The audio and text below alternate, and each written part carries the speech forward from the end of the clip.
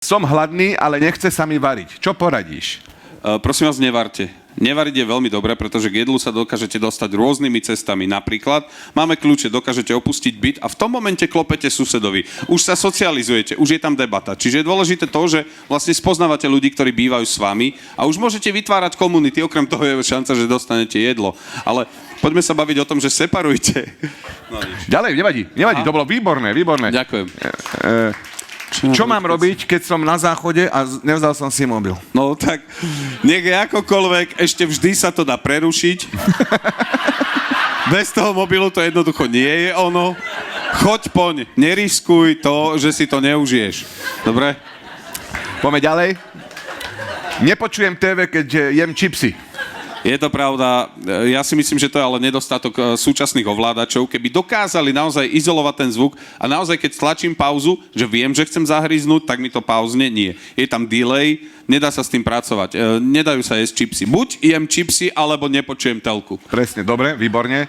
Rada, ideme ďalej. A posledná je, snažím sa SMS-kovať, ale všade chytám zelenú vlnu. Zavesím sa, ak je noc, je dobre, lebo zavesíš sa na akékoľvek červené dve svetla, sleduješ ich a nejak to dopíšeš, hej. Je možné, že ideš do Dubravky a skončíš v Ružinove, hej. Ale každopádne treba to skúsiť, lebo dopísať treba. Jednoducho pozri sa, pre niečo si sa rozhodol to napísať, tú SMS-ku. Pre niečo si rozhodol riskovať svoj život, tak už si to dopíš. Už sa tomu nevenuj. Potom to zaplatíš. A ty SMS-kuješ tak, že za jazdy, že skloníš hlavu, napíšeš a pozrieš sa, alebo bez a tak. Ktorý si typ z toho?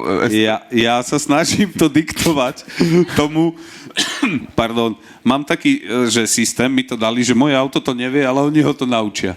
Tak ho to naučili a môžeš mu diktovať. Akože Android auto. Hej. Lenže najhoršie na tom je to, že on absolútne nič nerozumie. Čiže po 12 pokusoch povedať, ja neviem, no mám také, že nová dedina, hej, čo je osada na Makove, kam chcem, aby ma to iba navigovalo, tak skončím tým, že stojím na odpočívadle a ťukam to do mobilu, lebo ono to nevie. Takže ne-SMS-kujem, no. Alebo, ďakujem za opýtanie.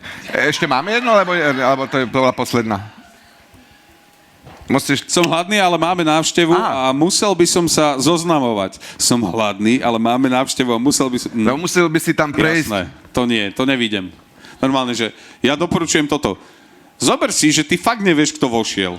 To môže byť ženina kamarátka. To znamená, že si zakliatý v kuchyni, v polohe, ktorá ti je nepohodlná, lebo nejdeš hrať, že si hladný a teraz zastavíš sa medzi tým, že išiel som čúrať a potrebujem vymeniť baterku v hodinách a stojíš tam opretý v tých dverách a už ti začína byť trápno, že prečo takto?